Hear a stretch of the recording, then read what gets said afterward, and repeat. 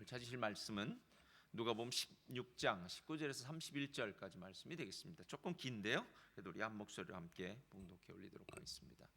누가복음 16장 19절로부터 31절까지 말씀 다 같이 한 목소리로 봉독해 올리겠습니다. 시작. 한 부자가 있어 자색옷과 고운 베옷을 입고 날마다 호화롭게 즐기더라.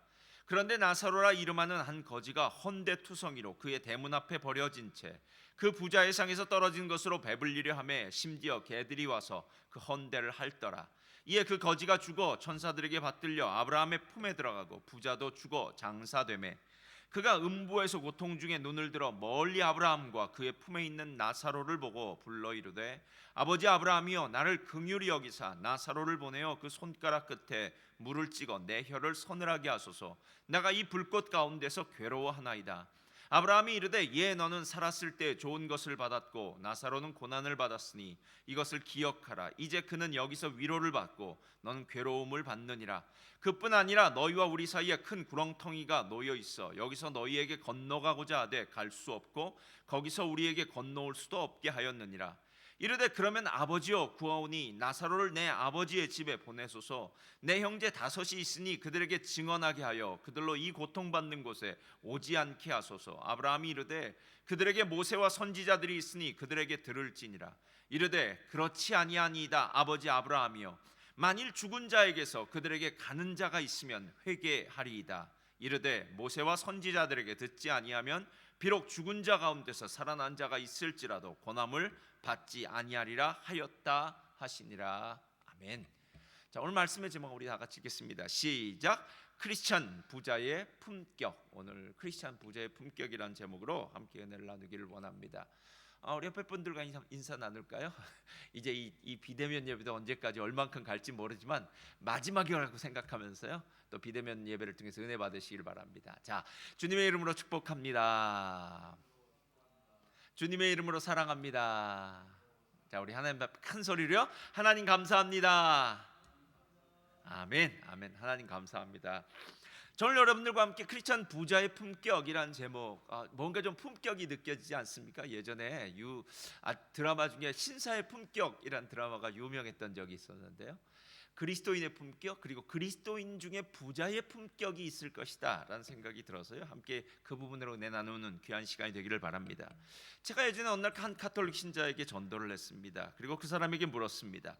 당신이 죽으면 천국에 갈 수 있습니까? 그러자 그 사람은 일고의 망설임도 없이 예스, 자신 천국에 갈 수 있다 그렇게 얘기하더라고요. 그래서 제가 다시 한번 물어보았습니다. 당신은 교회에 정기적으로 나가서 예배를 드립니까? 라고 했더니 한참을 생각하다가 1년에 한 번, 두 번 부활절은 나가는 것 같고 혹시 친구나 가족의 결혼식이 있으면 성당에 나간다고 이렇게 얘기하더라고요. 그래서 제가 좀 더 구체적으로 한 번 더 물어보았습니다. 당신은 정기적으로 성경을 읽습니까? 라고 얘기했더니 자기는 성경을 전혀 읽지 않는다고 하더라고요. 그래서 제가 그 사람에게 이제 마지막으로 질문했습니다. 아니 도대체 무슨 확신이 있길래 어떤 확신이 당신 마음 가운데 있길래 그렇게 천국에 가는 것을 확신하십니까? 라고 물었더니 그 사람이 일고의 망설임도 없이 이렇게 대답하는 것입니다. 나는 가톨릭 교인이기 때문에 천국에 갈 것입니다 라고 이야기합니다. 여러분, 이 사람이 천국에 갈지 안 갈지에 대한 것은 하나님의 손에 있는 것이니까 우리가 그것이 그 사람이 간다 안 간다라고 판단할 수는 없습니다. 그러나 적어도 그 사람이 천국에 간다고 얘기했을 때 우리는 그래 맞아, 다른 사람은 몰라도 이 사람은 천국에 갈 수 있을 거야 라는 사람이 있는가 하면 야 도대체 무슨 확신이 있길래 저렇게 살면서도 저렇게 하나님과 상관없이 삶을 살면서도 천국에 갈 수 있다고 이야기할 수 있을까? 굳이 꼭 그런 가톨릭 교인 그 사람이죠. 제가 전도했던 그 사람이 아니더라도 우리 그리스도인들 중에서도요. 나는 이미 하나님 믿었으니까 천국 가는 티켓은 이미 따놓은 당상이고 이 땅에서는 하나님 인도해 주시겠지요라고 생각하면서 예배도 말씀도 신앙적인 어떠한 삶도 살지 않으면서 천국에 갈 것이라고 생각하는 사람들이 혹시 있다면 혹시 그 사람들이 생각하는 그런 천국에 대한 확신은 착각이 아닐까라는 생각이 들었습니다. 여러분, 목회자의 일은 참 쉽지 않습니다. 저도 여러분에게 좀 좋은 말만 해드리고 싶고요. 정말 이렇게 가려운데 긁어주는 말, 들으면 힘이 되는 말, 어떻게 하면 성공할 수 있을까? 어떻게 하면 기쁘고 행복한 가정 생활할 수 있을까? 이런 이야기들을 해주고 싶은 마음은 있습니다. 그러나 목회자의 가장 제1 목적이 하나님의 말씀을 가르치는 것이라면 그것은 제가 어떻게 여러분의 상황이 어떤지에 대한 것보다도 먼저 하나님이 전하라고 하는 말씀을 전해야 되지 않을까라는 생각이 들었어요.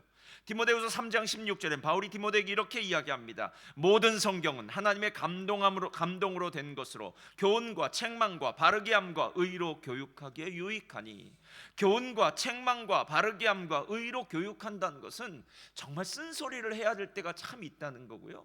듣기 싫은 소리라도 또 한 번 더 해야 되고, 좀 이젠 그만, 나 이제 다 압니다 라고 하는 그 이야기일지라도 다시 한번 확인차, 재확인하는 거죠. 다시 한번 마치 보리를 꽉꽉 밟는 것처럼 재확인하면서 과연 그 말씀대로 살고 있는가를 점검해 줄 사람이 있는데, 그 사람이 바로 목회자다라는 것입니다.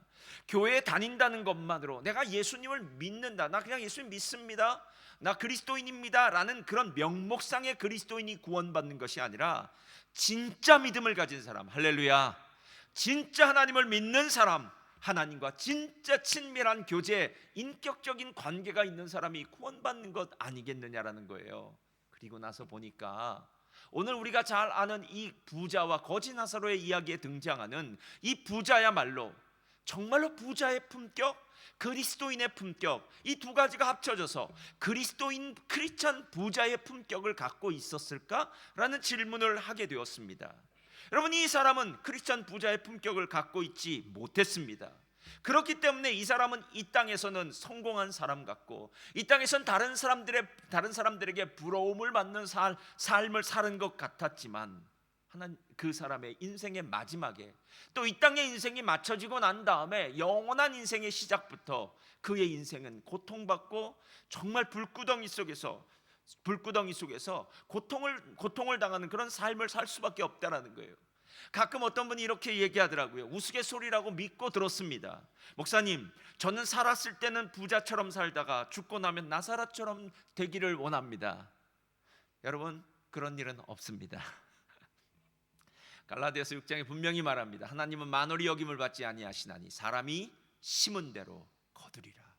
여러분, 이 땅에서 우리의 삶을 심는 삶 아닙니까? 요즘 이제 봄이 되기 시작하니까 이런저런 채소의 씨앗을 또 텃밭에 심는 사람들이 있습니다. 여러분, 텃밭에 씨앗을 심는 이유가 무엇입니까? 이제 시간이 지나면 그 텃밭에서 나오는 채소들을 먹기 위해서 심듯이 이 땅에서의 우리의 삶은 이 땅에서 좋은 것 누리다가 저 땅에 가면 또 좋은 것을 누리는 것이 아니라, 이 땅에서 우리가 분명히 좋은 것들을 심을 때 저 땅에서, 저 세상에서의 하나님의 놀라운 축복을 받는 사람이 된다는 것입니다. 그래서 저는 오늘 이 크리스천 부자의 품격이라는 제목으로요, 우리가 다시 한번 혹시 재점검차, 우리의 신앙을 점검하는 그런 목적으로 오늘 이 말씀을 다시 한번 보시기를 주님의 이름으로 축원드립니다. 자, 첫째로 다 같이 한번 찾아볼까요? 시작. 다 같이 읽겠습니다. 시작. 신앙인의 삶이 암보다 중요합니다. 자, 삶이 사는 것이 아는 것보다 중요하다는 거예요. 오늘 이 예수님의 부자와 거지 나사로의 이야기를 근거해서 부자가 어떤 사람이냐라는 부분에 대해서 함께 한번 좀 찾아보아야 됩니다. 24절 말씀을 보시기 바랍니다. 이렇게 이야기합니다. 불러 이르되 아버지 아브라함이여, 나를 긍휼히 여기사 나사로를 보내어 그 손가락 끝에 물을 찍어 내 혀를 서늘하게 하소서. 내가 이 불꽃 가운데서 괴로워하나이다. 이제 그가 죽고 난 다음에 장사되어서 이제 죽은 이후의 삶을 사는 거죠. 그는 큰 구렁텅이에서, 불구덩이에서 고통을 받고 있습니다. 근데 멀리 바라보니까 나사로가, 자기 집 앞에서 거지로 살던 그 나사로가 아브라함의 품에 안겨서 위로를 받고 편안한 기쁨을 누리는 삶을 사는 것을 보게 됩니다. 그래서 부탁을 합니다. 아버지 아브라함이요, 저 사람의 손끝에 물 한 방울만 찍어서 내 혀에 좀 대주면 내가 참 시원해질 것 같습니다. 그러니까 불구덩이의 고통이 얼마나 심하냐라는 거예요. 근데 그때 그가 아브라함을 부를 때 썼던 단어가 바로 아버지 아브라함입니다. 실은 오늘 이야기에는요, 계속해서 아버지요, 아버지 아브라함이요 라는 이야기가 계속해서 등장합니다. 여러분, 우리가 요즘 주기도문 공부하면서 하늘에 계신 우리 아버지요 라는 그 말에 대해서 공부했던 거 아마 기억하실 거예요. 여러분, 우리가 기도하는 그 자리는 특권의 자리라고 얘기했고요, 그 자리는 하늘에 계신 그 위대하신 신, 전능하신 신이 나의 아버지가 되었다는, 나와 관계가 있기 시작했기 때문에 내가 그 기도의 자리에서 나의 아버지에게 기도할 때 그 아버지가 나의 기도를 들어주신다라는 거예요. 그러니까 아버지 아브라함이요 라고 이야기할 때 이들은 이 부자는 첫째 우리가 생각할 수 있는 건 그는 유대인이었구나 라는 것을 알아요. 그러니까 유대인은 아브라함의 후손이요, 하나님의 선택된 민족으로 그들은 하나님의 복받은 민족이고요, 그리고 하나님이 약속하신 그 언약의 백성이다라는 것입니다. 여러분, 실은 유대인이라고 하는 이 말은 정말 큰 특권을 가지고 있는 말이에요. 그래서 바울이 로마서 3장에 뭐라고 이야기하는 줄 아십니까? 그 유대인의 유익이 범사에 많으니 우선은 그들이 하나님의 말씀을 맡았음이니라. 여러분, 하나님의 말씀을 갖고 있다는 것은요, 마치 우리가 카드놀이를 할 때 조커를 갖고 있는 것과 똑같아요. 그러니까 이것만 꺼내놓으면 돼요. 실제로 이방인들이 비참한 삶을 살 수밖에 없는 것, 하나님을 모르고 세상 가운데 그저 살다가 멸망당할 수밖에 없는 이유는요, 하나님의 말씀이 없기 때문입니다. 하나님의 말씀을 갖고 있으면은요, 하나님이 어떤 분이신지를 알아요. 하나님의 말씀을 갖고 있으면요, 하나님의 구원의 방법을 알아요. 하나님의 말씀을 갖고 있는 자들은요, 하나님이 어떤 분이신 걸 뿐만 아니라 하나님이 기뻐하시는 일을 알기 때문에 하나님과 깊은 교제를 나눌 수 있다라는 것입니다. 그런데 여러분, 그 아버지 아브라함도 실은 이 이야기에서 그가 좋은 것을 받았다고 이야기하는 거 여러분 아세요? 25절을 보면 이렇게 이야기해요. 아브라함이 이르되 예 너는 살았을 때에 좋은 것을 받았고 라고 얘기해요. 똑같은 성경을 여러 번 설교할 때가 있어요. 저도 이 본문을 한 2번, 3번 설교했던 기억이 나요, 이 교회에서요. 근데 지금까지 한 번도 그런 생각을 제가 안 해봤었는데 이번에 설교를 준비하다가 이런 생각이 들었어요. 저는 아브라함이 그 부자에게 예 너는 살았을 때 좋은 것을 받았어 라고 얘기할 때 그냥 그 좋은 것이 물질적인 것인 줄만 알았어요. 근데 실제는 아니라는 생각이 이번 설교를 준비하면서 들었어요. 아, 유대인이었지, 하나님의 말씀을 받았지, 그러니까 태어나면서부터 주의 종, 그러니까 믿음의 가정, 그리스도인의 가정에서 태어난, 신앙인의 가정에서 태어난, 요즘 우리 식으로 얘기하면 금수저를 입에 물고 태어난 사람이라는 거예요. 게다가 더 놀라운 것은요, 잠언서를 보면 이렇게 얘기해요. 집과 재물은 조상으로 말미암거니와 이렇게 얘기해요. 그러니까 실은 예전에는 그렇게 자수성가하는 일이라는 게 없었어요. 아메리칸 드림이라는 게 없었습니다. 내가 부잣집에서 태어나면 부자예요. 내가 가난한 집에서 태어나면 가난한 사람입니다. 그러니까 평생 자기가 어느 집안에서 태어났느냐가 정말 중요한데 이 사람은 부잣집에서 태어난 거예요.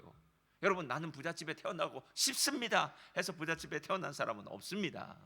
태어나 보니까 우리 부모가 부자예요.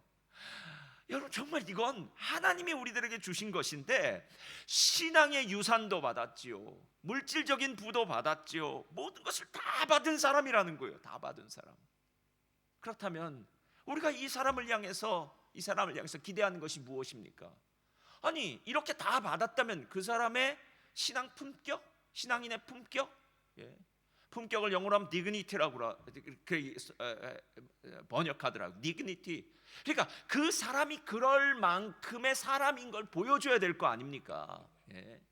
누군가 예전에 그런 말을 하더라고요. 백만장자는 100만 불을 들고 있는 사람이 백만장자가 아니라 백만장자의 삶을 사는 사람이 백만장자라는 거예요. 뭐 천만장자도 마찬가지겠죠. 그냥 돈만 들고 있으면서 그 돈, 난 100만 불을 들고 있으니까 백만장자가 아니라 백만장자가 누리는 삶을 살아야 그 사람이 백만장자이듯이 오늘 하나님으로부터 신앙적인 축복, 물질적인 축복, 삶의 축복, 모든 걸 다 받았다면 그 품격이 있어야 될 거 아니겠느냐라는 거예요. 그런데 19절을 한번 보시기 바랍니다. 이 사람이 어떤 삶을 살았는지가 거기 나와요. 다 같이 읽겠습니다. 시작. 한 부자가 있어 자색 옷과 고운 베옷을 입고 날마다 호화롭게 즐기더라. 자, 이 구절은 둘로 나누어질 수 있어요. 그 부자가 자색옷과 고운 배옷, 지금으로 얘기하면 명품을 걸쳤다고 생각하시면 됩니다. 자색이라는 것은 그 당시 달팽이에게서 소라에게서 나온 아주 고급 염료였기 때문에 아무 때나 쓰는 염료가 아닙니다. 아주 부자들만 입는 옷이 자색 옷이에요. 고운 배옷이 또 고운 배옷도 그 땅에서 나는 것이 아니라 애굽으로부터 이집트로부터 수입한 옷감이기 때문에 이건 아주 고급 옷감입니다. 근데 여러분, 부자는 그런 거 입을 수 있어요. 옷이라는 것은 그 사람의 존재, 그 사람이 어떤 사람인가를 증명해 주는 것이 될 수 있어요. 누군가 그 옷을 입었다면 그에 걸맞는 사람이에요. 그럴 수 있다라는 거예요. 그런데 문제는 무슨 옷을 입고 있느냐가 아니에요. 부자가 좋은 집에 살고 좋은 차를 타고 그러니까 상관없다는 거예요. 그 다음 문장이 무언가 문제가 돼요. 날마다 호화롭게 즐기더라. 여러분, 이건 얘기가 틀려요. 왜냐? 이건 아무나 할 수 있는 일이 아닙니다. 날마다 호화롭게 즐길 수 있는 사람은 오직 한 사람밖에 없어요. 그 나라의 왕. 그러니까 오늘 이 사람이 왕처럼 즐기면서 살았다는 거예요. 이 사람은 왕이 아닙니다, 여러분. 왕은 그 나라를 다스리기 때문에 많은 신하들을 데리고 있고, 또 왕은 정치를 하고 행정을 하고 외교를 하는 여러 가지가 있었기 때문에 매일 잔치를 베풀 수 있겠죠. 그러나 왕이 아닌 이 사람은 이렇게 살 수가 없어요, 여러분. 2018년인가요? 저는 인도 사람들 정말 대단하다는 느낌 받았어요. 전 세계 갑부 중에 인도 사람들이 있지 않습니까? 인도 최고의 갑부 중에 하나인 무케시 암바니라는 릴라이언스 그룹의 회장이 자기 딸을 결혼시키는데 썼던 돈이 1,000억 원이라고 그러더라고요. 그러니까 딸 결혼식에 1,000억 원이 들었대요. 그날 특송을, 우리는 특송인가요? 우리 시골 하면 특송이죠. 게스트 노래 불러준 사람이 누구냐 하면은 비욘세가 와서 불렀대요. 게스트 중에 누가 있었느냐 하면은 힐러리 클린턴이 있었답니다. 전 미국 국무장관이요. 그러니까 이 사람들을 며칠씩 묵으면서 아주 최고의 결혼식을 하는 것, 이것이 바로 부자들이 하는 것이랍니다. 근데 이 사람도 매일 이렇게 살진 않아요. 딸의 결혼식이나 특별한 날에만 이렇게 사는 거죠. 근데 오늘 어찌된 일인지 이 사람, 이 크리스천 신앙인 부자는 신앙인 부자의 품격대로 살지 않고 자기가 원하는 대로 즐기면서 마치 왕처럼 살았다라는 것입니다. 왕처럼. 여러분, 오늘 이야기를 보면서 우리가 무슨 생각이 드십니까? 하나님이 만약에 우리에게 무언가를 주셨을 때 그것은 우리에게 은사로 주셨다는 거 아십니까? 은사로 주셨다는 것은요, 하나님이 우리에게 무언가를 주셨을 때는 그것은 네가 잘나서 네가 열심히 일한 것보다는 네가 그곳에 태어나서 내가 너에게 은혜를 주어서 그것을 준 것이니까 그것을 사용할 때 내 뜻대로 사용해라 라는 거 아니겠습니까, 여러분? 그래서 노블리스 오블리자라고 얘기하잖아요. 부자들에게는 그만한 책임감이 따르는 거 아니겠습니까? 사회를 위해서, 어려운 사람들을 위해서요. 근데 실제로 디모데 전서를 보면은요, 부자들의 품격에 대해서 아주 정확하게 사도 바울이 이렇게 얘기하고 있어요. 6장 17절 한번 찾아주세요. 다 같이 읽겠습니다. 시작. 내가 이 세대에서 부한 자들을 명하여 마음을 높이지 말고. 자, 첫째 뭐라고요? 마음을 높이지 말래요.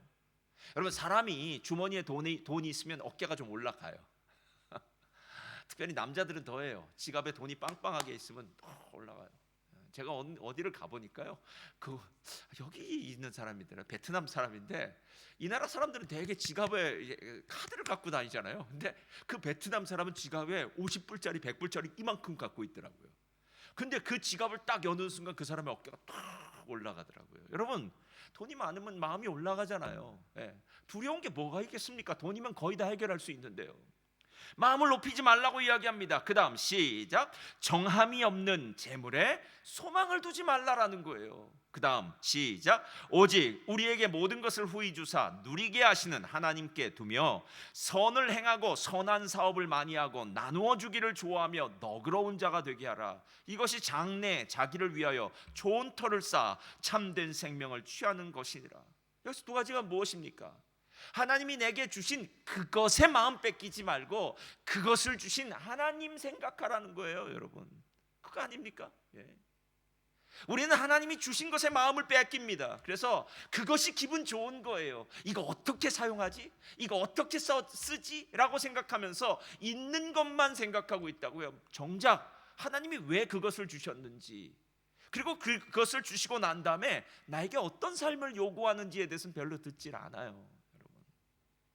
근데 오늘 이 말씀이 대단한 것은 무엇이냐면요, 이것이 장래에 자기를 위하여 좋은 터를 쌓아, 이렇게 얘기해요.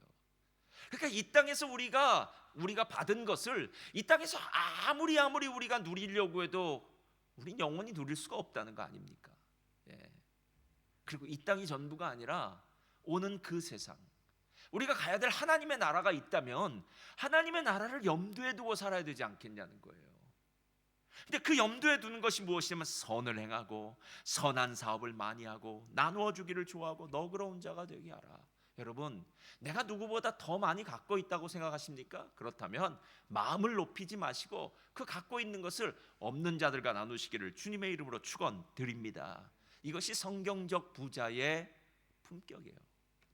하나님이 진짜 원하시는 거예요. 그래서 기독교인 공동체를 원시 공산 공동체라고 얘기해요. 그런데 공산주의와는 틀려요. 공산주의는 누군가 가지고 있는 사람에게 폭력을 가해서 그 사람 것을 빼앗아서 프롤레타리아, 무산계급이죠. 아무것도 없는 사람들에게 강제적으로 나눠주는 게 아닙니다.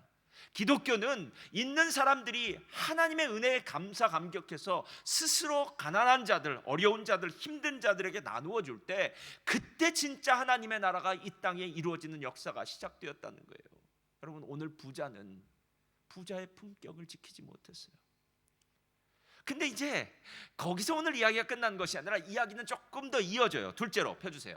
다 같이 읽겠습니다. 시작. 말씀으로 돌아가야만 합니다. 자, 이미 지난 인생이라면, 이미 지난 것이라면 더 이상 안 보는 게 좋습니다. 이 말이 무슨 말이냐면 부자의 인생 좋다 이거예요. 그는 실패한 인생이에요. 이 땅에서 성공한 것처럼 보이고 오늘 성경에는 장례를 했다라고 한 것을 보면 이 부자가 죽었을 땐 아마 성대한 장례식을 치렀을 겁니다.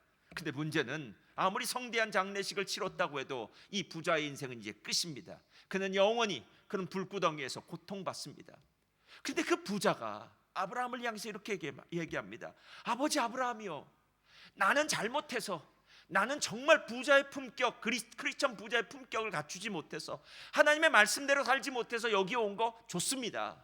그러나 저 땅에는 저처럼 지금 살고 있는, 아직 이곳을 모른 채 저처럼 살고 있는 저희 형제 5이 있습니다.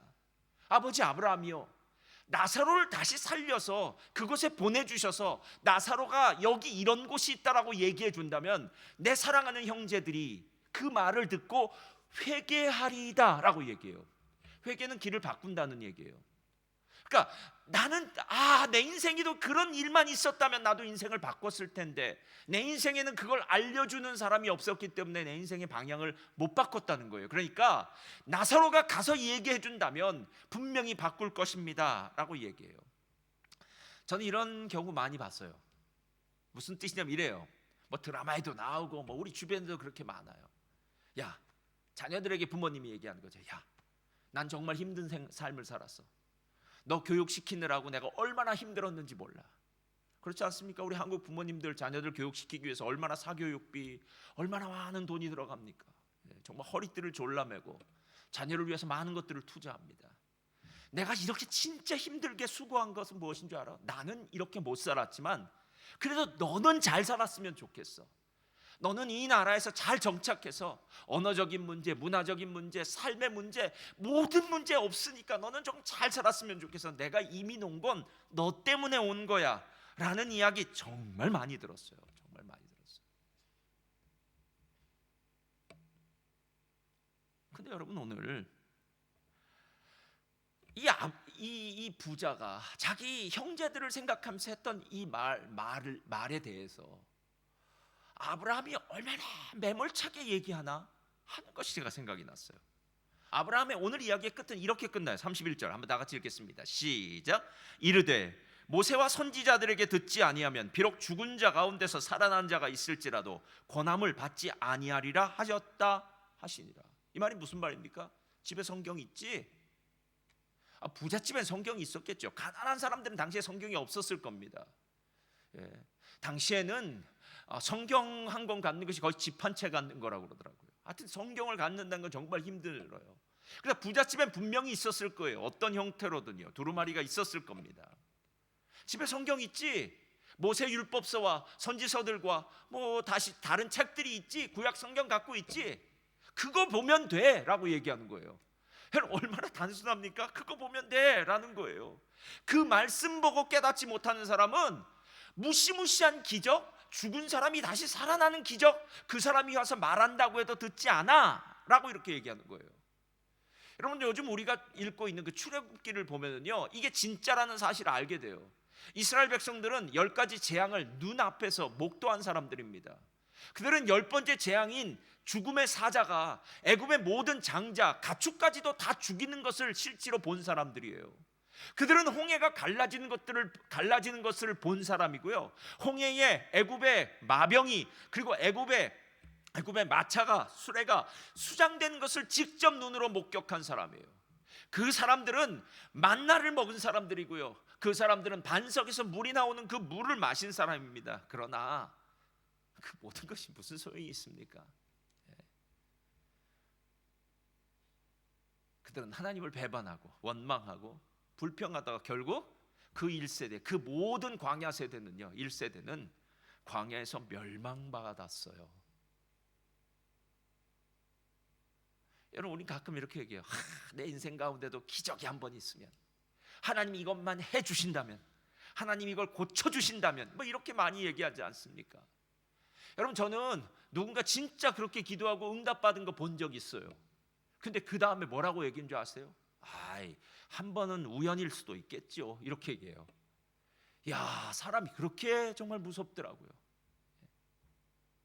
여러분 기적은 말씀을 따라갈 수가 없어요. 베드로전서 1장에 풀은 마르고 꽃은 시들지만 하나님의 말씀은 영원하다, 이게 복음의 말씀이다라고 얘기하는데, 기적은 영원하지 않아요. 여러분 마치 유효기간이 있는 빵과 같아요. 우유와 같아요. 며칠이 지나고 나면 그거 다 잊혀지는 존재예요. 그래서 저는 이 기적을 일컬어서 마치 약국에서 파는 건강보조식품 같다라고 얘기해요. 비타민제도 될 수 있고요. 무슨 있잖아요. 올리브 오일 될 수, 여러 가지 건강 보조제예요. 어느 날 어떤 사람이 건강하고 싶다라고 해서 밥은 하나도 먹지 않고 건강 보조제 그 알약만 왕창 먹었다면 그 사람 과연 건강해질까요? 그렇지 않습니다, 여러분. 우리 한국 사람들이 하는 말 중에 밥이 보약이라는 말이 있어요. 여러분 건강한 사람은요, 채소에서 비타민 C를 다 받고요, 그 다음에 음식 가운데서 그 영양소를 섭취해서 잘 소화하고 잘 일하는 사람이 진짜 건강한 사람이고요, 나이가 들어가면서 그런 것들이 부족하기 때문에 이런저런 영양제를 마신다라는 거예요. 여러분 기적은 말씀을 따라갈 수가 없어요. 그런데 많은 사람들이 기적에 자꾸 목매는 사람들이 많다는 거예요. 왜? 기적은 한 방이기 때문에요. 기적은 어떠한 수고와 노력도 없이 그냥 하나님이 한 방에 해줄 것 같으니까 기적을 바라요. 말씀을 읽는 건 너무 힘들어요. 어제도 봤는데 오늘도 또 봐야 돼요? 오늘도 봤는데 내일도 또 봐야 돼요? 뭔 말씀을 이렇게 매일 봐야 됩니까? 라고 물을 수가 있다는 거예요. 실제로 오늘 이 표적을 얘기하고 있는 이 부자는요, 유대인들의 트레이드마크, 유대인들의 모습과 똑같아요. 그래서 누가복음 11장에 이렇게 이야기합니다. 다 같이 한번 읽어볼까요? 시작. 무리가 모였을 때에 예수께서 말씀하시되 이 세대는 악한 세대라. 표적을 구하되 요나의 표적밖에는 보일 표적이 없나니 요나가 니느웨 사람들에게 표적이 됨과 같이 인자도 이 세대에 그러하리라. 자, 이 구절은 잘 이해하셔야 됩니다. 요나의 표적은 두 가지가 있어요. 요나가 물고기 뱃속에 들어갔다, 사흘 동안 들어갔다 나온 것은 십자가의 표적이에요. 이건 다른 표적이에요. 지금 여기서 말하고 있는 요나의 표적은 무엇이냐면, 요나가 정말 하나님의 사람임에도 불구하고 성의 없이 복음을 전했어요. 그렇죠, 니느웨 가서. 어떻게 성의가 없었냐면요, 사흘 길을 걸어가야 되는 큰 성읍에 하루만 걸어 다녀요. 두 번째, 하나님이 진짜 복음을 세게 전하면, 진짜 복음을 진짜로 전하면 이 사람들이 구원받을 것 같아서 복음을 아주 자기 식대로 살살 전해요. 혹시라도 구원받을까 봐. 실은 요나는 그런 식으로 전했어요. 근데 놀라운 사실은요, 요나가 니느웨 사람들에게 표적이 됨과 같이 인자도 그 세대에 그러하리라. 아니, 요나라는 사람은 엉터리 같은 사람이었는데 요나가 전하는 그 말씀은 진짜였다고요. 진짜인 그 말씀을 들은 사람이 변화하고 회개하는 역사가 시작되었다라는 겁니다. 그러니까 수많은 기적과 표적을 본다고 변화되는 것이 아니라 하나님의 말씀의 능력이 그 안에 있을 때 그 말씀으로 말미암아 변화된다라는 거예요. 변화된다는 거예요. 그래서 그 앞구절에 예수님이 이렇게 얘기하세요. 예수께서 이르시되 오히려 하나님의 말씀을 듣고 지키는 자가 복이 있느니라. 어떤 여자가 이야기합니다. 예수님을 뵌 태가 복이 있습니다. 예수님을 낳은 자가 복이 있습니다라고 이야기하니까 아니. 예수님, 하나님 그 말씀을 가진 자가 복이 있는 거야. 하나님 말씀을 지키는 자가 복이 있는 거야. 말씀대로 사는 자가 복이 있는 거야 라고 다시 얘기하는 거예요.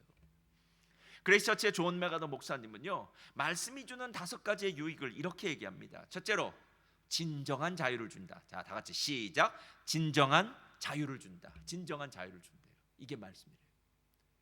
여러분, 혹시 지금 삶 가운데 두려움 있는 분 있으십니까? 이 코로나 바이러스로 인해서 두려움에 떠는 사람들 참 많아요. 그럼 말씀이 여러분에게 진정한 자유를 주세요. 두 번째는 하나님의 뜻을 알려줘요. 자, 진정한 자유를 주고요, 하나님의 뜻을 알려줘요. 다 같이 시작. 하나님의 뜻을 알려준다. 하나님의 뜻을 알려줘요. 세 번째는 영적으로 성장하게 해요. 영적 성장으로 인도해요. 영적으로 성장하게 해줘요. 네 번째는 우리의 삶의 아름다운 열매를 맺도록 가지치기를 해줘요. 말씀이. 야, 이게 제가 참 마음에 들었어요. 저희 집에 작년에 정말 어마어마한 깻잎 나무가 생겼습니다. 그래서 집사님들 가주기도 하고 막 이런데 깻잎이 막 이만한 깻잎이 열려서 했어요. 비료를 왕창 주고 밑에 있는 깻잎들을 하나씩 다 따줬어요. 잘 따주니까 이게 위로 자라기 시작하면서 깻잎이 막 이렇게 팍 넓어진 거예요. 예전에 시드니에서 온 깻잎 보니까 뭐 손 2장만한 깻잎도 있더라고요.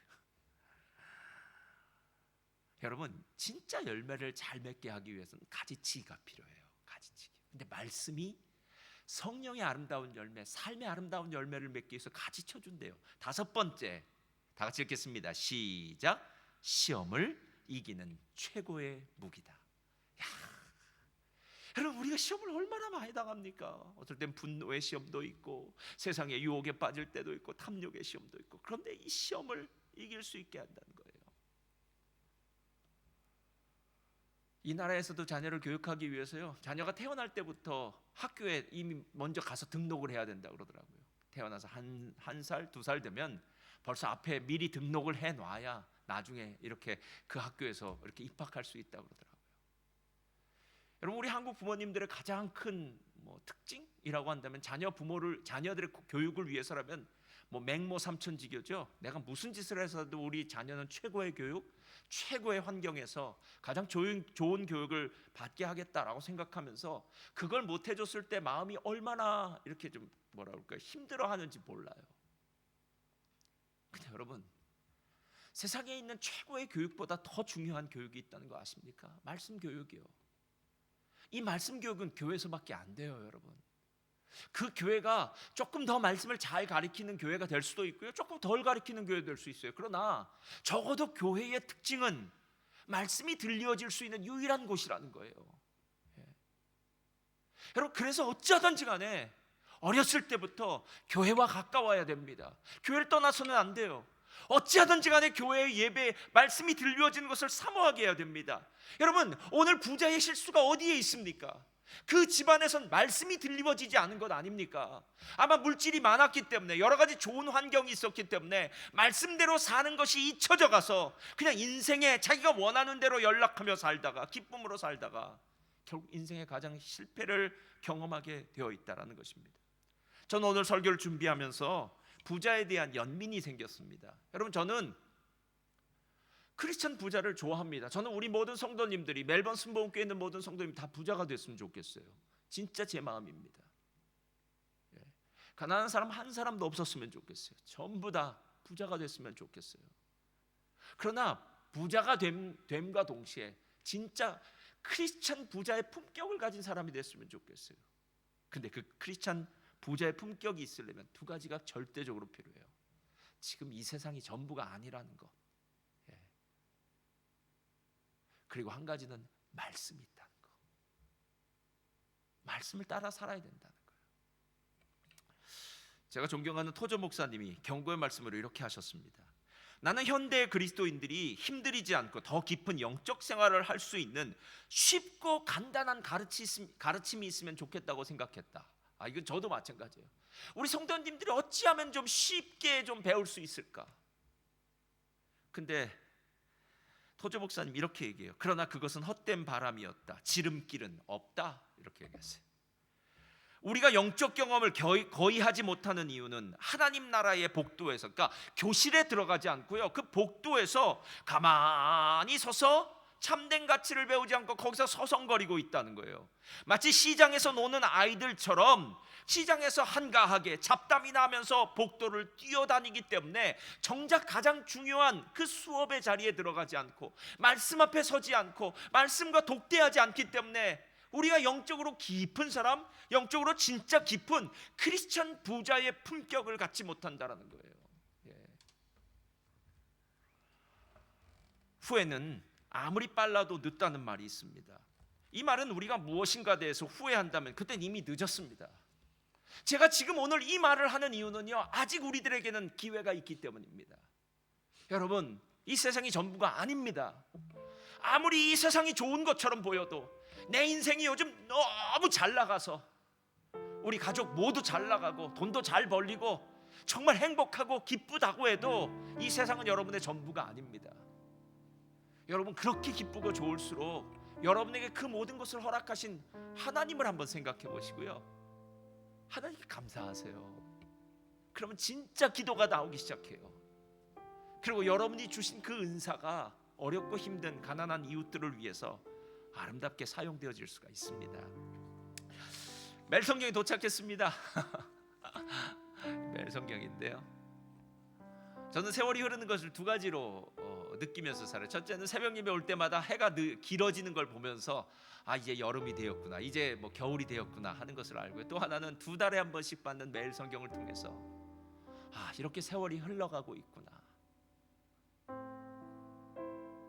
20대 청년은 나도 모르는 사이에 30대가 되었고요, 30대 40대 정말 혈기 넘치던 그 작년이죠, 작년이 50대 중년이 되는 거고요, 50대 중년이 이제 60, 70대 노년이 됩니다. 세월이 왜 이리 빠른지요? 여러분, 정말 다시 한번 마음에 새기시길 바랍니다. 저는 그리스도인의 품격, 그리스도인 크리스천 부자의 품격을 갖춘다면 이 땅에서 진짜 행복한 삶을 살 수 있을 것 같아요. 부디 오늘 이 말씀 기억하시면서 여러분에게 시간이 남아 있을 때 그 품격 가진 그리스도인으로 서시기를 주님의 이름으로 축원드립니다.